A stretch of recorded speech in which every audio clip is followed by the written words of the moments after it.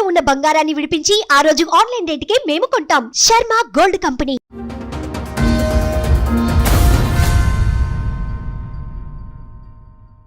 ఏమంటే ఆమె వేరే మనిషి extra marital affair.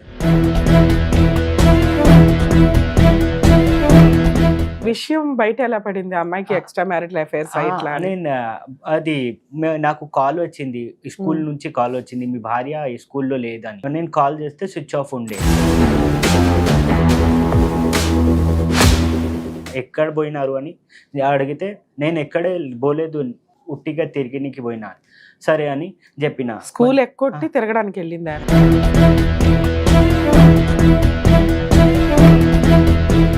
Boy friend అది ఉన్నారు కదా, నాకు కాల్ చేసి నువ్వు వదిలేసాయి, నేను పెళ్లి చేసుకుంటా. నాకే కాల్ చేసి చెప్తున్నారు.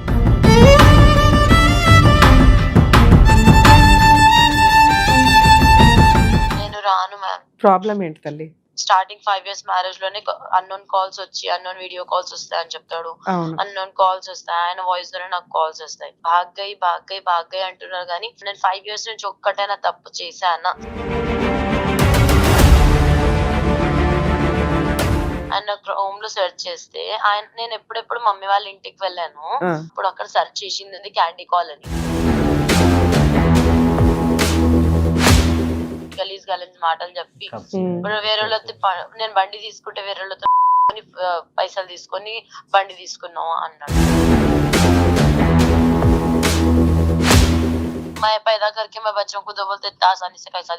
పిల్లల్ని ఇవ్వవు మరి, నువ్వే పెంచుకోవాలి. కాంపెన్సేషన్ ఎందుకు నీకు? అప్పుడు మెయింటెనెన్స్ ఎందుకు? అంటే అంత ఫ్రీగా వెళ్ళిపోతాడా మ్యామ్?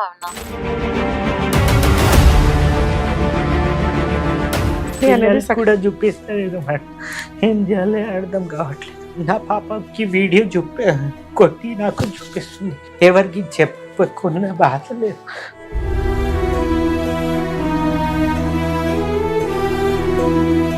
మీరు ఇప్పుడు డైవర్స్ కేసు నోటీస్ పంపించండి, డైవర్స్ కేసు ఫైల్ చేసుకోండి.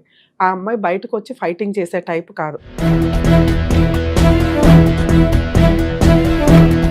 ఇలాంటి వాళ్ళకి మీలాంటి వాళ్ళు చెప్పాల్సిన బుద్ధి ఏంటో తెలుసా? ఆ ఫోటోలు అవి ఇవి చూసుకుంటూ రా అని బతులాడడం కాదు, లీగల్ దెబ్బ కొట్టాలి. లేడీస్ ఒక్కడే ఆడుకోవడం కాదు, జెంట్స్ కూడా కొన్ని సందర్భాల్లో ఇలాంటి జిడ్డు కేసులు రీజనబుల్ అమౌంట్కి రాకపోతే గట్టిగా వేసుకోవాలి.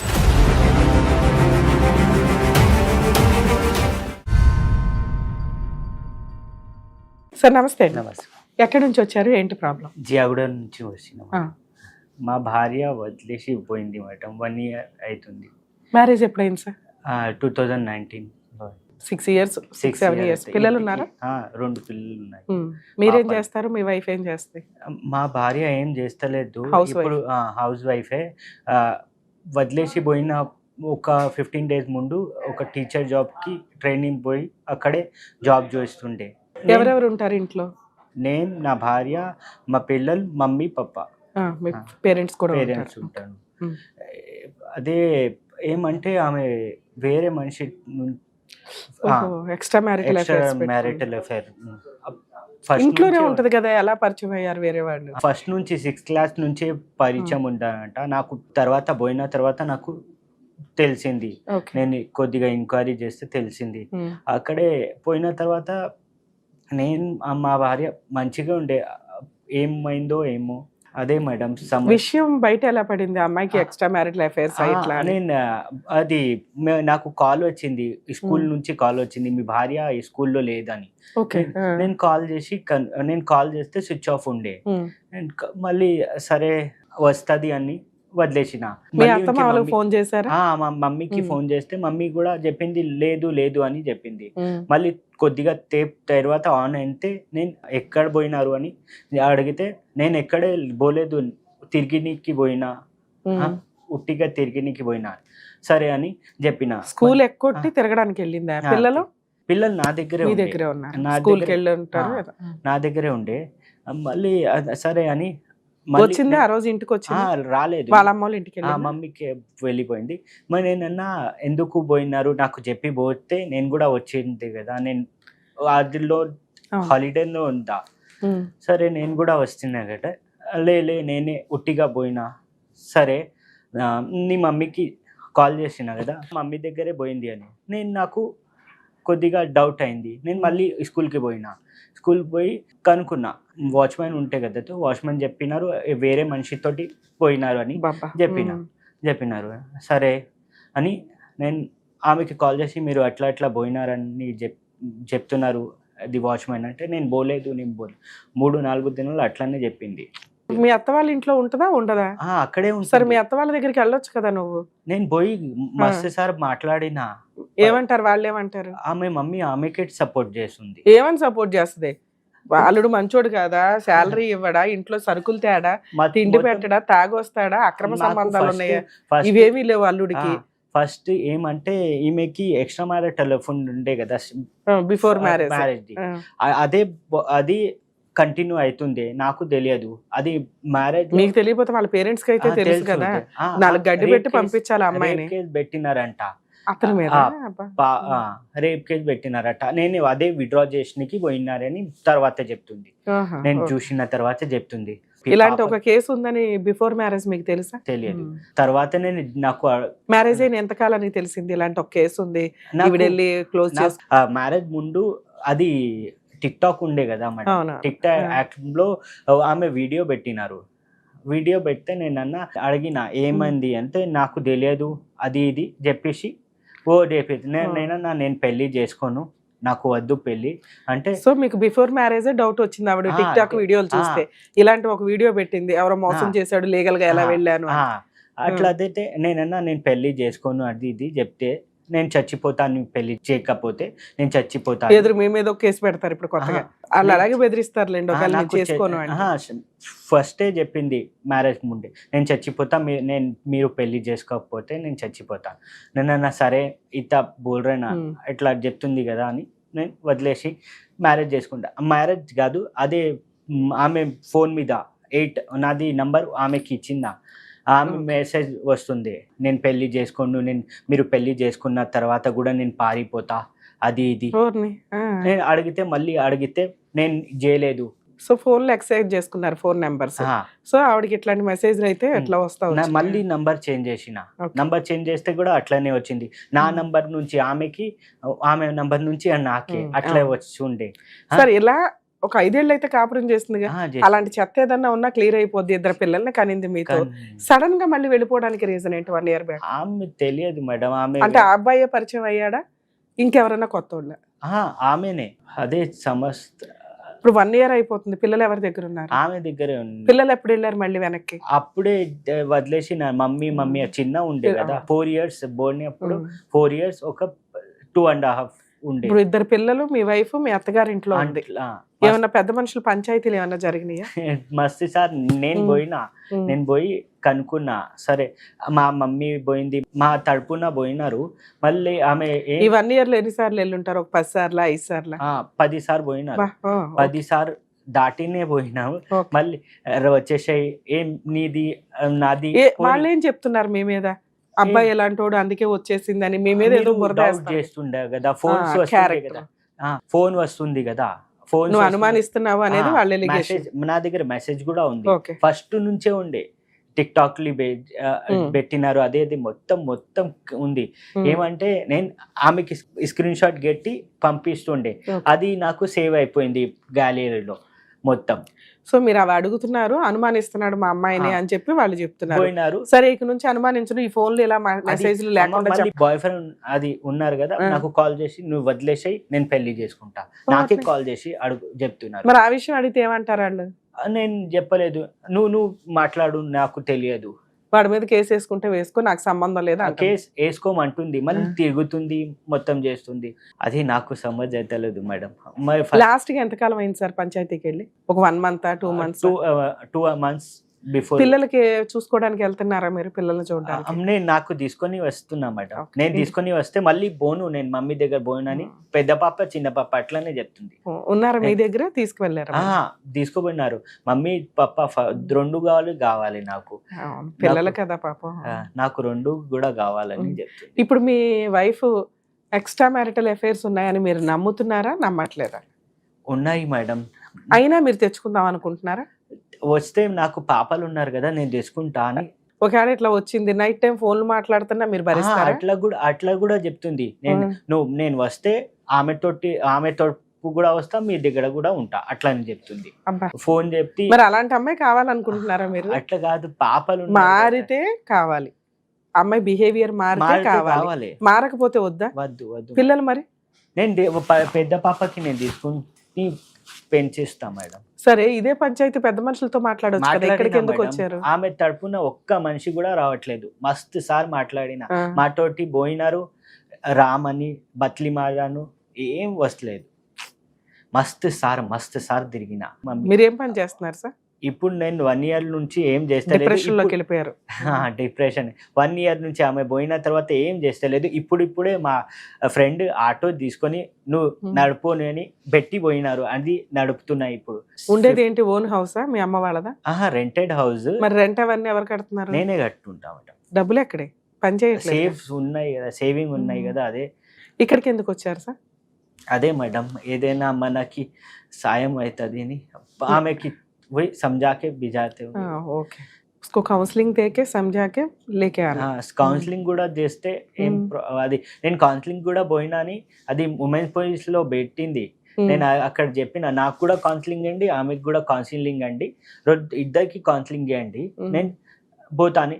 ఆ కౌన్సిలింగ్ అంటే ఎఫ్ఐఆర్ మళ్ళీ తీసుకోండి, నాకు వద్దు అని. మస్తు సార్ నేను డివోర్స్ ఇచ్చేస్తా నీకు, అదే సంవత్సరం నుంచి అదే చెప్తుంది. అమ్మాయి ఫస్ట్ నుంచి డైవర్స్ అంటుంది, కౌన్సిలింగ్ కోసం అమ్మాయి ముందుకు రావట్లా. ఏం లేదు, ఎఫ్ఐఆర్ చేయాలంటే కౌన్సిలింగ్ కి రావాలమ్మా అంటే ఎఫ్ఐఆర్ వెనక్కి తెచ్చేసుకుంటుంది, కంప్లైంట్ కాపీ. అదే ఒకవేళ అమ్మాయి ఫోన్ చేసి మేము మాట్లాడితే నేను రాను, ఏం చేసుకుంటారు చేసుకోండి, విడాకులే ఇస్తాను అతనికి అంటే ఏం చేస్తారు?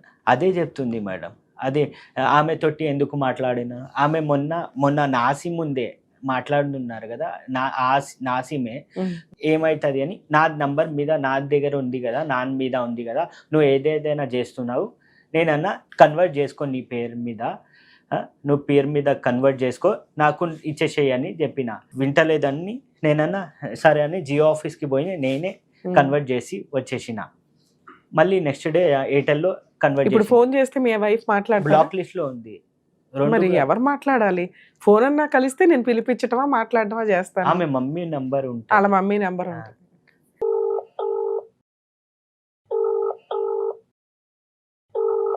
హలో హలో, అఖిల గారమ్మా మాట్లాడేది? చెప్పండి. అడ్వకేట్ రమ్య అని మాట్లాడుతున్నానమ్మా, సుమన్ టీవీ నుంచి న్యాయవేదిక ప్రోగ్రాము. మీ హస్బెండ్ సూరజ్ వచ్చారు తల్లి ఇక్కడికి, నా భార్య కావాలండి, పిల్లలు కావాలి, కాస్త కౌన్సిలింగ్ ఇచ్చి మా ఇద్దరిని కలపండి అని. నేను రాను మ్యామ్. ప్రాబ్లం ఏంటి తల్లి అసలు, ఏంటి? నీకు ఏమైనా కండిషన్స్ ఉంటే నేను మాట్లాడి ఆయన చేత స్ట్రాంగ్ గా ఏమన్నా లీగల్ గా రాయిస్తాను. కండిషన్స్ కాదు, ఆల్రెడీ మాకు అంటే స్టార్టింగ్ 5 years మ్యారేజ్ లోనే అన్నోన్ కాల్స్ వచ్చి, అన్నోన్ వీడియో కాల్స్ వస్తాయని చెప్తాడు, అన్నోన్ కాల్స్ వస్తాయి, ఆయన వాయిస్ ద్వారా నాకు కాల్స్ వస్తాయి. ఇప్పుడు నేను వెళ్ళిపోతే భాగ్గయ్ అంటున్నారు కానీ ఇప్పుడు ఏమన్నా చేయొచ్చు మ్యామ్. నేను 5 years నుంచి ఒక్కటైనా తప్పు చేశానా అని అది ఒక డౌటే, కానీ యాక్చువల్ గా ఇప్పుడు ఆయన ఏమంటారు మేడం, డౌట్ కాదు. యాక్చువల్ గా అది ఒక పని మీద వెళ్తే దానికి ఒక బ్యాడ్ నేమ్ చెప్పిన తర్వాత నేను రాను అని ఫిక్స్ అయిపోయినా. దాని తర్వాత నేను ఏమైనా తప్పులు చేయొచ్చు, కానీ నేను 5 years లో ఏదైనా ఒక తప్పు చేశానా? నువ్వు నిజంగా తప్పు చేసి, ఒక నిమిషం, ఆయన అదే అంటున్నాడు, ఆ అమ్మాయి ఏ తప్పు చేయలేదండి, కాకపోతే అంతకుముందు ఒక కేసు ఉంది, అది విత్డ్రా చేసుకున్నారు, అదే ఆ ప్రాసెస్ మీద తిరుగుతుంది. నిజంగా నాకు అనుమానమే ఉంటే ఆ అమ్మాయిని రమ్మని నేను అడగను కదా మేడం, నాకైతే అంత అనుమానం లేదు. చిన్న చిన్న ఫోన్స్, మెసేజ్లు, ఇంకేదన్నా ఆప్షన్ చెప్పు. ఆయన క్రోమ్ లో సెర్చ్ చేశాను, ఓకే, ఆయన క్రోమ్ లో సెర్చ్ చేస్తే నేను ఎప్పుడెప్పుడు మమ్మీ వాళ్ళ ఇంటికి వెళ్ళాను. నేను 5 years లో నాకు అది అర్థం కాలేదు. అంటే నాకు కాల్స్ వస్తే కూడా నాకు పెట్టుకుంటుండ్రు వీళ్ళు.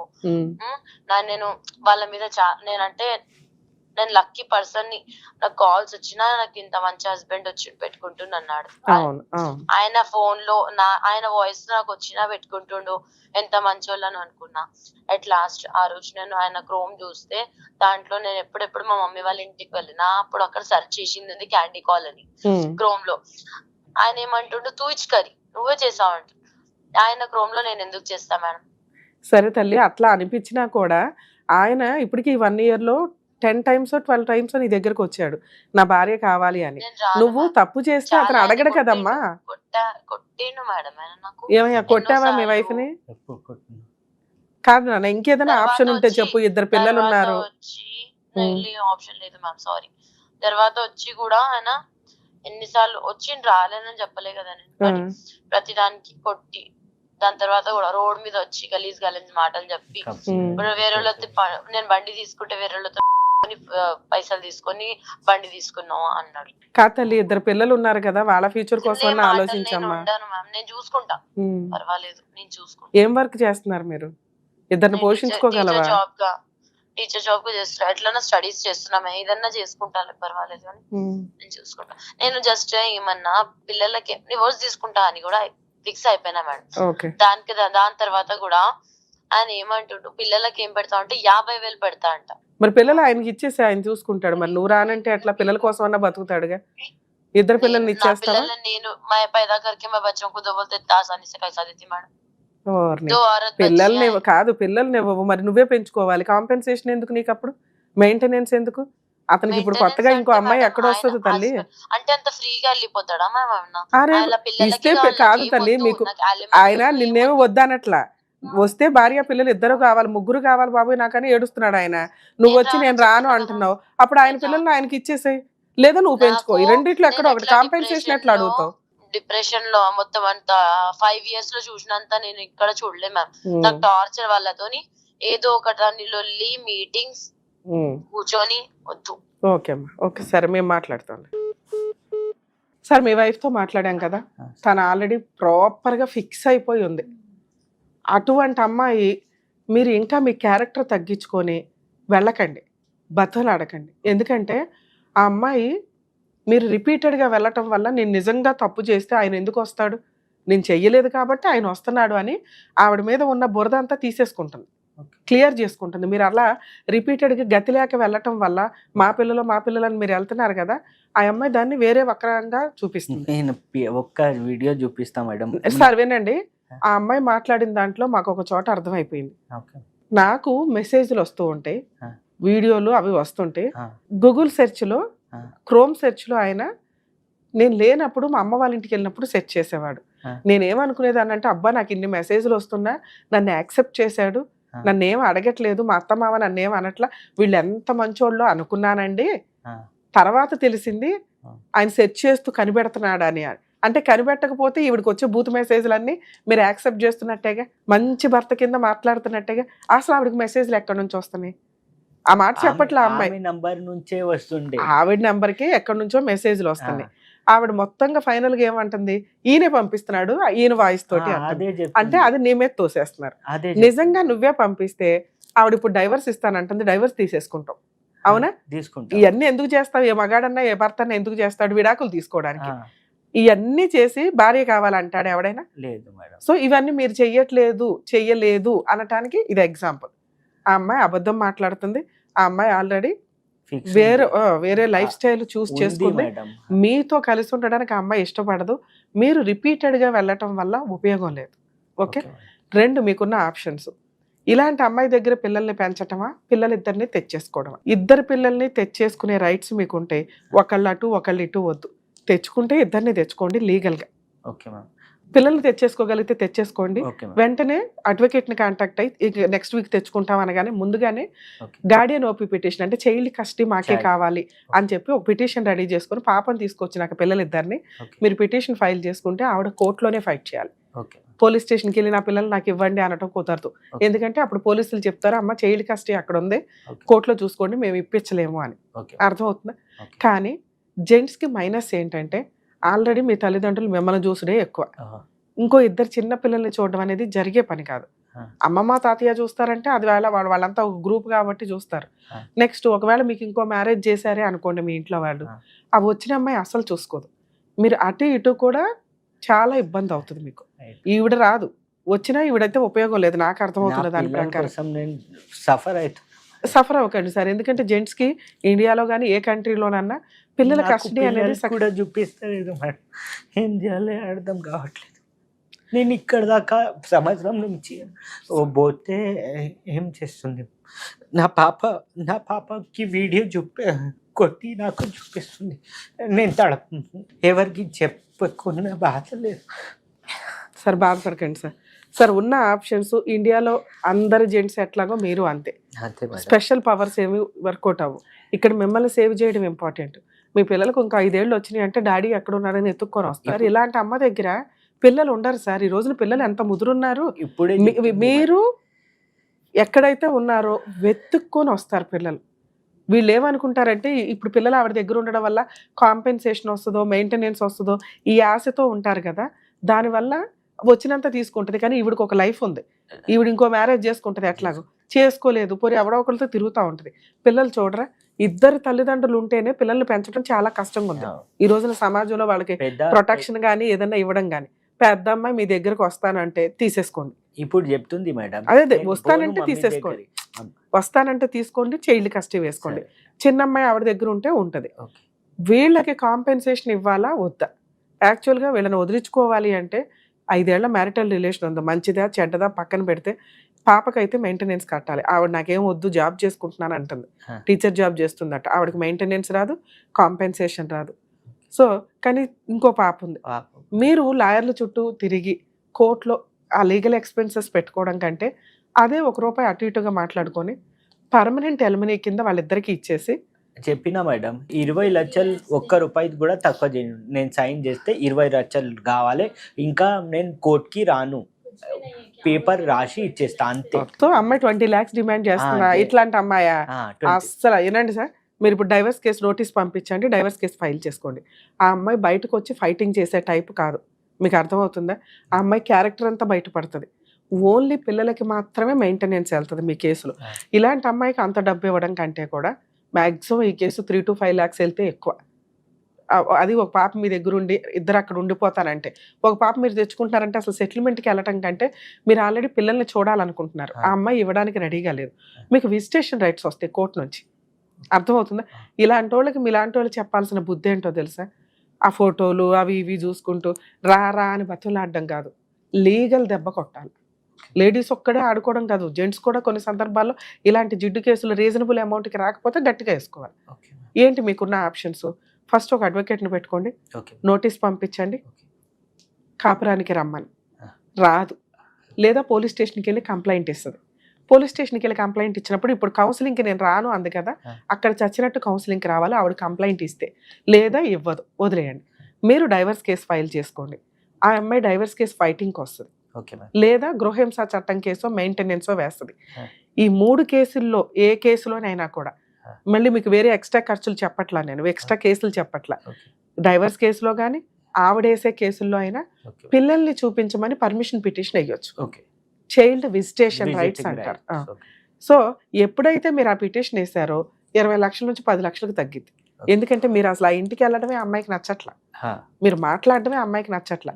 సో మీరు పిల్లల కోసం నాకు విజిటేషన్ రైట్స్ ఇస్తేనే నేను ₹10 ఇవ్వగలుగుతా, లేకపోతే ఇవ్వను. జీవితకాలం పిల్లలు పెద్దవాళ్ళు అయ్యాక నేను చూసుకుంటూ ఉంటాను, మెయింటెనెన్స్ ఇస్తాను, పిల్లల్ని చూసుకోవడానికి వస్తా. జరగనివ్వండి, ఇలాగే జరగనివ్వండి. ఈలోపు డైవర్స్ కేసు మీకు ఏదో ఒక ఆర్డర్ వస్తుంది, మీరు వేరే మ్యారేజ్ చేసుకొని హ్యాపీగా ఉంటూ పిల్లల కోసం మెయింటెనెన్స్ రెగ్యులర్గా పే చేయడానికి చూడండి. ఒకవేళ కోర్టు ఎక్కువ ఆర్డర్ చేసింది అనుకోండి, హైకోర్టుకి వెళ్ళండి, కొంత అమౌంట్ తగ్గుతుంది. ఈ అమ్మాయి దగ్గరికి సెటిల్మెంట్కి వెళ్ళటం దండగా. 1, 2 అడ్వకేట్ని పెట్టుకొని డైవర్స్ కాపురానికి రమ్మని నోటీస్ పంపించండి. తర్వాత డైవర్స్ కేసు వేసుకోండి. కాపురానికి రమ్మని కేసు వేయ అవసరం, అమ్మాయి అంత క్లియర్ గా చెప్తుంది. అదొక టైం వేస్ట్ మీకు. రమ్మని నోటీస్ పంపించారు, 10 సార్లు పెద్ద మనుషులు పంచాయతీ పెట్టారు, రాలా. నెక్స్ట్ స్టెప్ ఏంటి? అమ్మాయి రాను అని క్లారిటీ ఇచ్చేసింది ఇక్కడ. సో డైవర్స్ ప్రొసీడింగ్స్ నడిపిస్తారు. ఒక్క లాస్ట్ ఆప్షన్ గా కాపురానికి రమ్మని నోటీస్ పంపించండి. ఆ అమ్మాయి మిగతా ఏ కేసులు వేయకపోతే ఈ డైవర్స్ కేసు ఎక్స్పార్టీ ఆర్డర్స్ వస్తుంది, తీసేసుకుని సైలెంట్ ఉండండి కొంతకాలం. ఒకవేళ ఆ అమ్మాయి ఈ డైవర్స్ కేసు ఫైటింగ్ చేయడానికి వస్తే ఇందులోనే మీరు విజిటేషన్ రైట్స్ అడగండి. ఆవిడ ఏదైనా కేసులు వేస్తే ఫైటింగ్ చేయండి, అన్ని కేసులు మీరు గెలుస్తారు. ఒక్క మెయింటెనెన్స్ పాపకి 2 పిల్లలకి ఇవ్వాల్సి వస్తుంది. పెద్ద పిల్ల కూడా వచ్చేస్తాను అంటే పాప పోలీస్ స్టేషన్కి వెళ్ళి అమ్మాయికి చెప్పించండి, ఆ అమ్మాయి చేత పిల్ల నా దగ్గరే ఉంటానంటుందండి, అక్కడికి వెళ్ళని అంటుంది. మరి అట్లాంటప్పుడు ఫోర్స్ఫుల్గా ఈడ్చుకొని వెళ్ళి పెట్టడం ఉండదు. అలా 2-3 సార్లు వచ్చిందంటే ఏ కోర్టు కూడా పట్టించుకోరు, మీకే ఇస్తారు కస్టడీ. సో వస్తే పాప కస్టడీ తీసుకోండి, లేదా 2 పిల్లలు అక్కడే పెరుగుతారు, మీరు విజిటేషన్ రైట్స్ తీసుకుంటూ మెయింటెనెన్స్ కడతారు. డైవర్స్ కేసు మీరు గెలుస్తారు. అట్లాగో మిగతా కేసులు వేసినా మీరు ఫైట్ చేయండి సార్. 20 lakhs ఇవ్వడం కంటే ఫైటింగ్ చేసి గెలవడం బెటర్. ఇది బెటర్. ఎందుకంటే 1 year వెయిట్ చేశారు కదా, ఇంకో 2-3 years మీది కాదనుకున్నారంటే అన్ని ప్రాపర్గా వెళ్తాయి. పైగా ఈ అమ్మాయి అంతకాలం ఫైట్ చేసే టైపు కాదు. సరేనా? మీరు ఎమోషన్ అవ్వకండి సార్. ఎందుకంటే పిల్లల్ని తండ్రికి ఇవ్వడం అనేది మన ఇండియాలో కుదరట్ల. కొంచెం ఏమైనా చేంజెస్ వస్తాయేమో ఫ్యూచర్లో. మీకు విజిటేషన్ రైట్స్ అయితే ఉంటే రేర్ కేసుల్లో కస్టడీ మీకు ఇస్తారు. కానీ మీ కేసులో కస్టడీ మీకు ఇస్తే మీకు లైఫ్ ఉంది. మీ పేరెంట్స్ ఆ సీనియర్ సిటిజన్స్. పిల్లలు పెద్దోళ్ళు అయినాక మిమ్మల్ని ఎత్తుక్కొని వస్తారు సార్. కంగారే పడవద్దు మీరు. సరేనా? All the best. జాగ్రత్త. చూసారు కదండి, చాలా కేసుల్లో నిజంగా పిల్లలంటే తండ్రులకి ఇష్టం లేకుండా ఏముండదు, కానీ లీగాలిటీలో చాలా సఫర్ అవ్వాల్సి వస్తుంది. కాబట్టి కస్టడీ కోసం వేసుకున్నా కూడా చాలా సందర్భాల్లో వర్కౌట్ అవ్వదు. ఎందుకంటే పేరెంట్స్ సీనియర్ సిటిజన్స్ ఉంటారు, వాళ్ళు చూడడం కష్టం. అలాగే వీళ్ళకి వేరే మ్యారేజ్ అయితే వచ్చే స్టెప్ మదర్ ఎవరైతే ఉంటారో వాళ్ళు పిల్లల్ని సరిగ్గా చూడరన్న ఒక పద్ధతి అయితే మనకు ఆల్రెడీ తెలిసిన విషయమే. సో ఇక్కడ ఒక ఏజ్ దాటినాక ఈ రోజున తల్లి కరెక్ట్గా లేకపోతే తండ్రి ఎక్కడున్నా ఎత్తుక్కొని వస్తారు పిల్లలు. అలాగే పిల్లలకి మెయింటెనెన్స్ ఇవ్వడం అనేది మన బాధ్యత. తండ్రులు కనేసి వదిలేసినట్లు కాదు, లీగాలిటీలో మిమ్మల్ని సేవ్ చేయడం ఇంపార్టెంట్. కాబట్టి కస్టడీ అనేది మీకు రాదు అనేది ముందుగానే ప్రిపేర్ చేసి ఉంచుతాం. ఎందుకంటే 2-3 సంవత్సరాలు అయిపోయే తలనొప్పి కాస్త 10 ఏళ్ళు తిరగాల్సి వస్తుంది. సో ఒకసారి ఇట్లా మీరు ఒక డెసిషన్ తీసుకున్నాక ఒక ఎక్స్ట్రా మ్యారిటల్ అఫైర్స్ అని కనిపెట్టి మళ్ళీ అమ్మాయి కావాలని 100 సార్లు తిరగడం వల్ల నిజంగా ఎక్స్ట్రా మ్యారిటల్ అఫైర్స్ ఉంచుకొని ఆల్రెడీ ఒక కేసు వేసింది, రేప్ కేసు అని ఒక లవర్ మీద. అదొక ఫాల్స్ కేసు. సో ఈవిడ క్యారెక్టర్కి సంబంధించిందంతా కూడా కోర్టుకు ఒక క్లారిటీ వస్తుంది.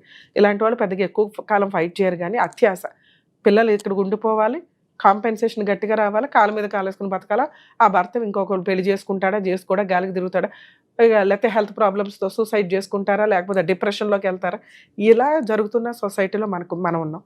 చైల్డ్ విజిటేషన్ రైట్స్ కోసం ఫైట్ చేస్తే కనుక ఖచ్చితంగా తండ్రికి విజిటేషన్ రైట్స్ వస్తాయి. అలాగే ఇలాంటి కేసుల్లో డైవర్స్ కూడా చాలా ఈజీగా వస్తుంది. ఎందుకంటే ఆ అమ్మాయి క్లియర్గా చెప్తుంది, నేను కాపురానికి రాను, డైవర్స్ వేయిస్తానని. తను అడిగేది ఏంటంటే కాంపెన్సేషన్ ఆ రేంజ్లో ఉంది. రీజనబుల్ అమౌంట్కి వస్తే కనుక ఈ మ్యాటర్ మ్యూచువల్కి వెళ్తుంది. లేదా ఫైట్ చేస్తే కొంతకాలం ఇలాంటి వాళ్ళకి బుద్ధి చెప్పిన వాళ్ళం అవుతాం.